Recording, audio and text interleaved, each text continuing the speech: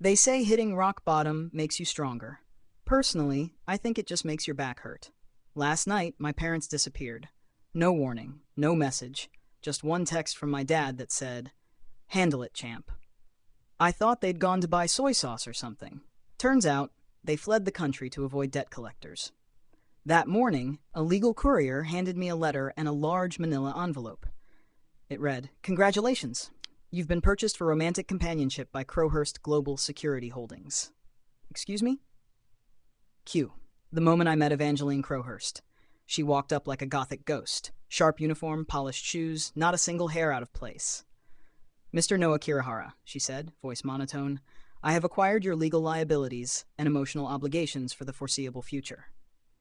You what? "I've decided to claim you as my property for romantic development," she continued, like she was ordering a sandwich. I thought it was a prank, or a scam, or one of those weird NFT relationship things. But then she handed me a contract. And behind her was Lucien, her personal bodyguard, built like a vending machine and just as expressive. "This entitles you to housing, food, tuition, and a daily allowance," she said. "In return, you will fulfill the emotional companionship role outlined in Section 3. Subsection B. I was broke, abandoned, and had a coupon for expired instant ramen. So naturally I said, "Can I read the fine print first?" 5 hours later, I was in a skyscraper penthouse, my own room, a bed that could fit a basketball team, and a girl who treated love like an executive merger. "You may now refer to me as your contractual partner," she said before bedtime. "And also, please choose a nickname. I suggest Starfire. I chose Evangeline, and she called me Asset." This isn't a rom-com. This is corporate romance warfare. She didn't smile. She didn't blush. She asked if I'd be open to producing emotional intimacy within 90 business days. I nodded like a man with no options. They say love is complicated. Mine came with legal documents, biometric scans, and a backup butler on speed dial. But somehow, as she sat next to me that night, sketching out a date flow chart while humming a song she'd never heard before, I started to think this might be the strangest blessing I'd ever received. So yeah, my name is Noah Kirihara. I'm 17, and I was just purchased by the most dangerous girl in the country.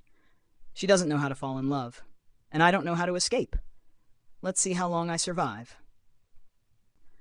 When you move into a billionaire's penthouse, you expect certain things. A butler? Sure. A library? Cool. A biometric entry scanner that checks your emotional status? Less expected.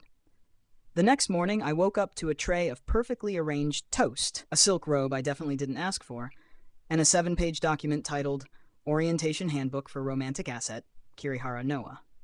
The contract has a lot of clauses, but the one Evangeline seems most obsessed with is Clause 14B, Emotional Asset Maintenance. It reads, "Asset must be present at all meals, provide regular eye contact, and initiate romantic bonding attempts at least twice per fiscal week." I didn't even know romance had a fiscal calendar.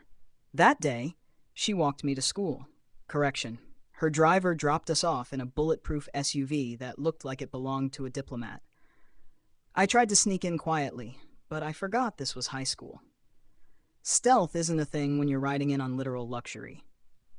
We agreed to act like strangers at school. Brand separation, she called it. She said it keeps personal and public assets divided. Me? I just didn't want to get murdered by her fangirls. I thought I was safe, until lunchtime when she sat beside me and whispered, "Meet me behind the Yuki Cafe after school. Wear something neutral. I've arranged a ride." I choked on my miso soup. After school, a luxury sedan rolled up. Lucien, her emotionless vending machine of a bodyguard, opened the door. "Mr. Kirihara," he said with the warmth of a mannequin, "your extraction window closes in 10 seconds. So now I'm being extracted. Cool. We didn't go to a restaurant, or a mall, or a fancy rooftop. No, we went home, to our penthouse, for what Evangeline called scheduled domestic softness. She placed a hand on my shoulder and looked me in the eye. "I believe it is time to activate subclause 14B.3, cuddling calibration." I panicked. My soul left my body. I replied, "Can I finish my tea first?" We sat together on the couch, shoulder to shoulder, in total silence. She was stiff as a ruler. I was vibrating like a dying phone. "This is nice," she said. "Are we emotionally bonding?" "Yeah," I muttered. "Totally. Emotionally fusing." Great job. She smiled. A real, tiny, weirdly perfect smile. Then she wrote something in her planner. Bonding attempt number 1. Successful. Subject did not flee. That night, I lay awake in the bed she insisted we share for efficiency. She rolled over and whispered, "Good night, emotional asset." And for some reason, it didn't sound so bad. There's something uniquely terrifying about waking up next to a girl who sleeps like a corpse and wakes like a general. At exactly 6 a.m., she opened her eyes and whispered, "It's time for morning planning." Planning? What? "I've scheduled a brainstorming session for our emotional development," she said. Still in bed. Still holding a graph. This woman... She turned the bed into a conference room. Today's goals. Walk side by side after school. Shared laugh by 4 p.m. Eye contact minimum, 17 seconds. I feel like I'm dating a startup. Later at school, I tried acting normal, but it's hard to focus on history class when your seatmate is stealthily slipping you a printed date proposal. Idea 3. Walk through artificial cherry blossom tunnel. Idea 4. Share melon bread under filtered golden hour light. I think she's developing her own anime plot. After school, she actually built the cherry blossom tunnel, using holograms. Lucian supervised setup like it was a presidential event. "It's a simulation," she said. "A controlled environment enhances emotional output." We sat beneath the glow, and for once, it wasn't awkward. She leaned slightly against my shoulder. I was too stunned to move. "I read online that gentle physical touch builds trust," she murmured. And for a moment, I forgot I was technically an employee. Back at the penthouse, she gave me a formal thank you. "You achieved 2.7 times the emotional response I projected." She bowed, and then handed me a coupon. "A coupon for what?" I asked. "1 free forehead kiss. No expiration." I didn't know whether to laugh or cry. That night, I tried to go to sleep early. Tried. Because at exactly 9:17 p.m., she slid under the covers beside me and whispered, "Noah, activate cuddle phase 2? "No, Evangeline, please, for my sanity." "I've studied physical proximity strategies. If you resist, I'll have Lucian demonstrate." "Lucian is 6.4 and built like a microwave. Please don't." "Then please remain still. This is for data collection." And then she wrapped her arms around me like she was solving a puzzle. We stayed like that. For 1 hour. Exactly. After she fell asleep, I lay there thinking, maybe I should be scared. Maybe I should run. But weirdly enough, I think she's trying, not to own me, but to learn how to love, in her own legally binding, spreadsheet-powered way. The agreement was simple. At school, we pretend like we're strangers, no rumors, no drama, no, "Hey, why did that guy get out of an armored Bentley and bow to Evangeline Crowhurst?" But that lasted exactly 1 day. I was halfway to class when I heard it. "Good morning, darling asset." I froze. Half the hallway froze. Some girl dropped her juice box. She walked past me like it was no big deal and added, "Don't forget, tonight is cuddle calibration review." I wanted to evaporate. I survived until lunch. Barely. Mira and Kenta, my best friends since grade school, sat across from me, suspicious. "So Noah," Kenta said, "you've been glowing lately." "You smell like imported fabric softener," Mira added. I coughed into my sandwich. Then it got worse. Evangeline walked into the cafeteria with Lucian, and a lunch tray covered with what looked like caviar, sparkling water, and a single cherry tomato. "Is this the part where she stabs you with a fork?" Mira whispered. I wasn't sure. She didn't sit near me, but she kept glancing over, like she was trying to telepathically beam emotional engagement across the room. I stared back like a broken NPC. This wasn't going to last. After school, she waited by the gate. Public, visible, and radiant like a final boss battle intro. "Shall we walk home together?" she asked. "I thought we were staying low profile." That plan failed. We adapt. I didn't even argue, because Lucian handed me a branded umbrella with our initials on it. The entire walk, she held onto my sleeve, like we were already married, like she didn't just accidentally ruin my social life with one sentence. "Was I too forward today?" she asked. "A little," I admitted. She looked genuinely apologetic, and for a second, I almost forgave her. Back at the penthouse, she made tea, silently, precisely, then handed me a cookie. "I researched apology methods," she said. "Offer sweets, provide personal space, avoid triggering phrases like darling asset."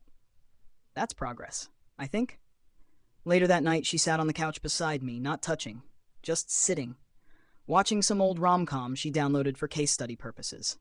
She laughed at a scene where the couple kissed in the rain and whispered, We should test that weather scenario sometime. I said nothing, because if I opened my mouth, I might smile. So yeah, pretending to be strangers failed. Pretending not to care is next. Spoiler, I don't think I'll survive that either. Most couples get into a relationship first, then they talk about intimacy, then maybe share a kiss after 10 or 11 episodes. Evangeline Crowhurst, however, decided to schedule it like a dentist appointment. Noah, we need to establish terms of intimacy. She said it while stirring tea, like she was ordering scones. I've created an intimacy progression chart, she said. Tier 1 includes hand-holding and optional forehead kisses. Tier 2 escalates to shared sleeping posture. Tier 3 is, well, advanced. Advanced? Lady, I'm still mentally stuck in Tier 0.5. Which tier are you comfortable with today? She asked. I blinked. What's the one where we just watch anime and don't touch each other? She circled Tier 0.75 ambient proximity.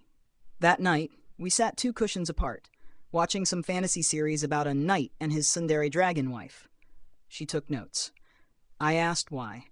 To calibrate my emotional reactions to traditionally accepted romantic media tropes, she said. Right, of course. Naturally. After the 4th episode, she stood up and said, Initiating Tier 1 trial. Please extend hand. She offered hers, palm up, like a formal business handshake. I hesitated. It wasn't that I didn't want to hold it. It was that I kind of wanted to, too much. I reached out and held her hand. It was soft, trembling just slightly. Her fingers laced through mine. You're shaking, I said. So are you, she replied. We both sat there, not speaking, not moving. But for the first time, I wasn't thinking about contracts or terms or tiers. Just her. Later, I walked her to her room. She stopped at the door, looked up at me, and whispered, Would it be acceptable to request a forehead kiss coupon redemption? My brain glitched. Now? I asked.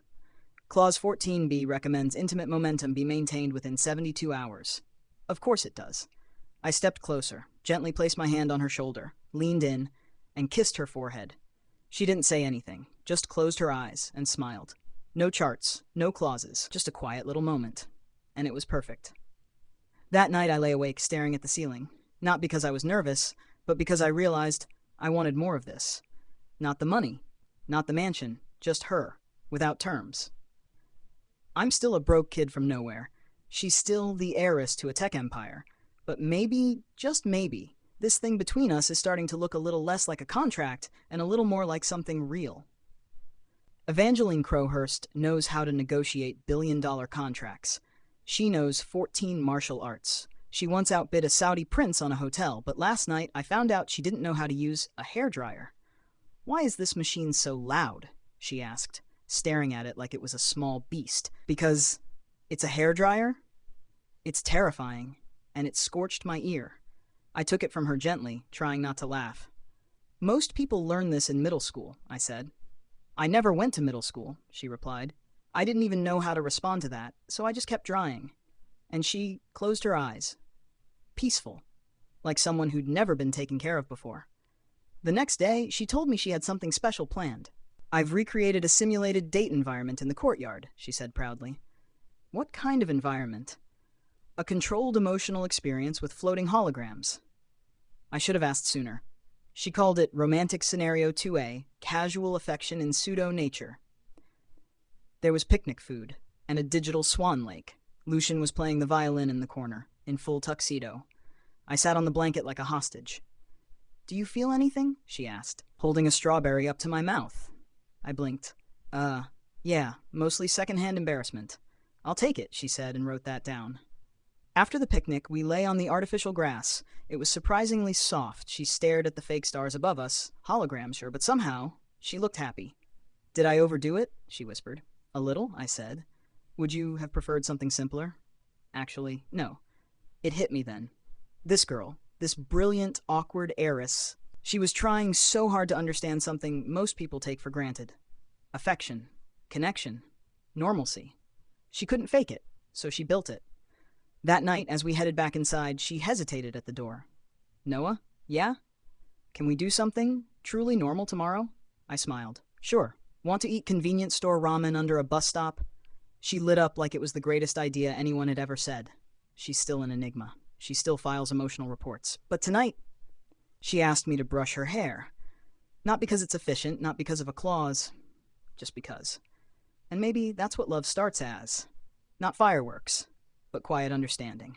There are 3 things you should never mix with romance: spreadsheets, corporate strategy, the Crowhurst Executive Board. Unfortunately, Evangeline did all 3 before breakfast. As you can see, she said, emotional asset Kirihara has shown steady growth in attachment index and oxytocin proximity tolerance. Our cuddle calibration yield is up 18%. I nearly choked on my croissant. After the meeting, I pulled her aside.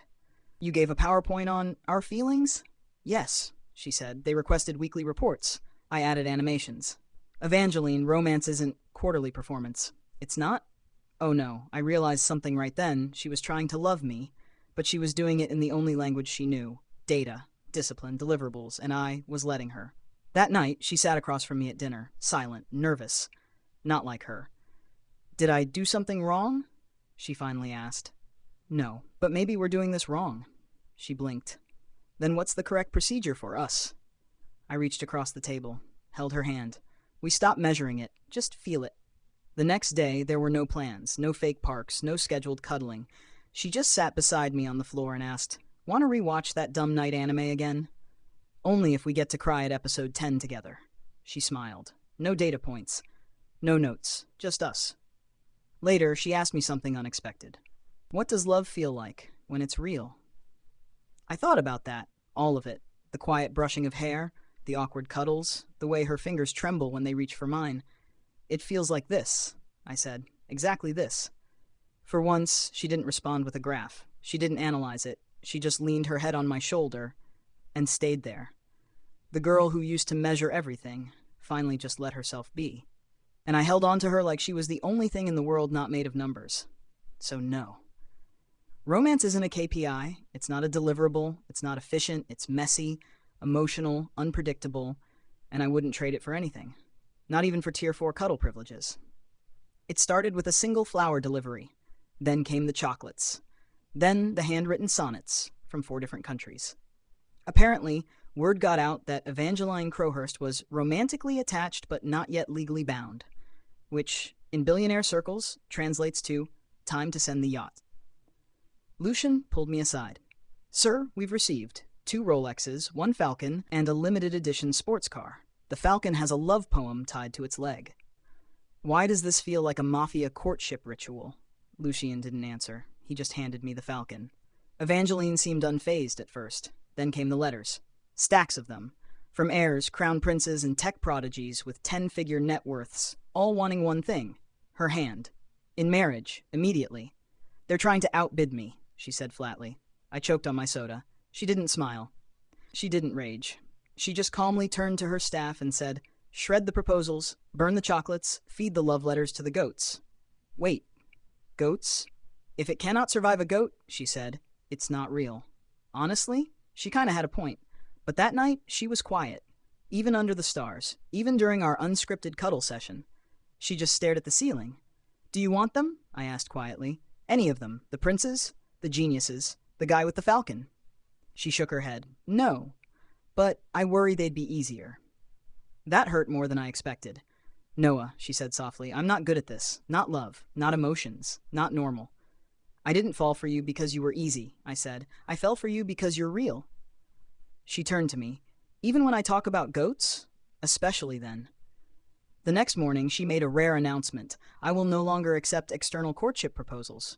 "You sure?" I teased. "You're passing up a private island and a poetry falcon." "I already have you," she said. "And you've never once tried to buy me."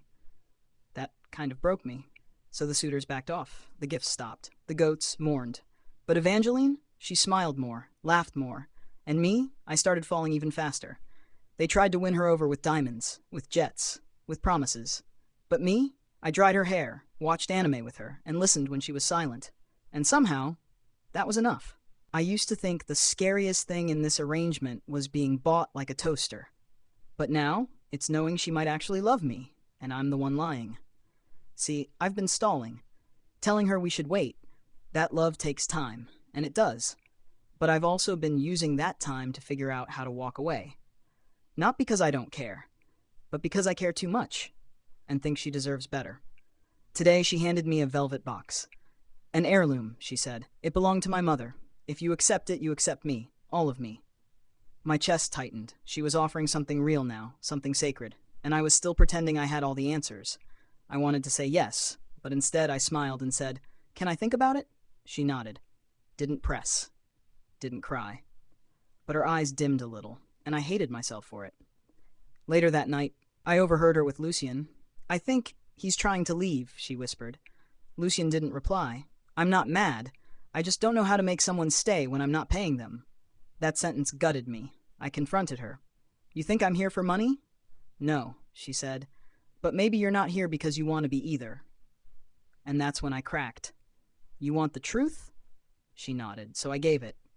At first, I stayed because I was broke. Then I stayed because I felt responsible. Then I stayed because I liked you. And now I'm scared out of my mind because I think I might love you. She just stood there, frozen, processing. "You don't need to love me back," I added, "but if you're going to walk away, I want to know it wasn't because I lied." Her voice broke. "I don't want to walk away." She stepped forward, trembling, braver than she's ever been. "I love you too." We didn't kiss. Not yet. It wasn't that kind of moment. It was better. It was real. And for the first time since this all started, the contract didn't matter. The money didn't matter. Only she did. When someone tells you they love you, it changes everything. Not just your heart, but your plans. And suddenly you're standing in a flower shop asking a confused elderly woman, "What's the most romantic arrangement you have that doesn't scream marriage proposal, but also still screams, 'I love you a lot, but I'm terrified'?" Evangeline once created a holographic love park. Now, I wanted to build something just as ridiculous. But from me, no tech, no contracts, just real effort. I called it the perfect setting. A little bus stop bench near the river, blanket, lanterns, instant ramen in 2 cups, simple, stupid, ours.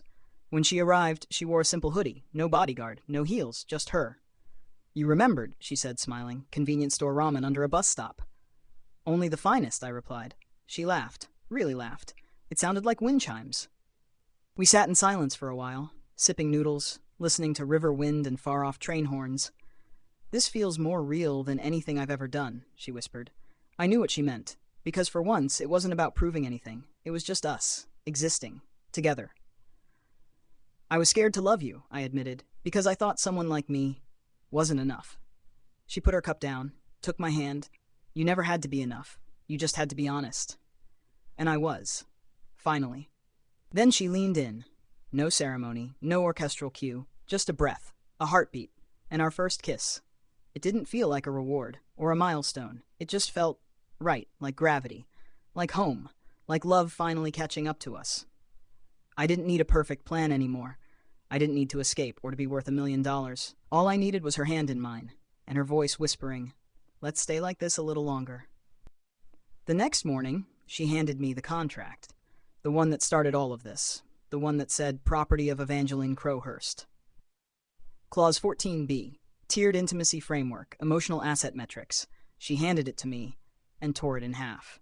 "I don't want you because I bought you," she said. "I want you because I fell in love with you, and love isn't something I want to quantify anymore." "So," she added, clause 0. I blinked. Clause what now? Clause 0, the one we write together. We sat together on the couch, not kissing, not holding hands, just writing. "No deadlines," I said, "no spreadsheets," she added. "Pajamas optional, popcorn mandatory, and no more pretending." We both signed at the bottom. Clause 0, love, actually. Later that day, I met the board again. This time they called me Mr. Kirihara. Not the asset, not the contractual dependent. They asked if I'd be staying. I looked at Evangeline and said, "I already did." The mansion felt different after that. Lighter. Evangeline laughed more. She teased me, tried and failed to cook grilled cheese. And every night she'd crawl under the blanket, sigh, and say, "So, clause 0, still active?" "Forever," I'd whisper. She still had her quirks. She still tried to install motion sensors in the kitchen for security romance purposes. She still scheduled our arguments in advance, but she also kissed me without a timer, held my hand without hesitation. And once she even said, "You make me feel safe," and I didn't know I needed that. This wasn't the life I thought I wanted, and she wasn't the girl I thought I deserved. But somehow, she was exactly who I needed. And maybe, just maybe, I was that for her too. We never wrote a new contract. We didn't need to. We had clause 0, which said, I choose you. No conditions, no clauses, just love. And we meant it.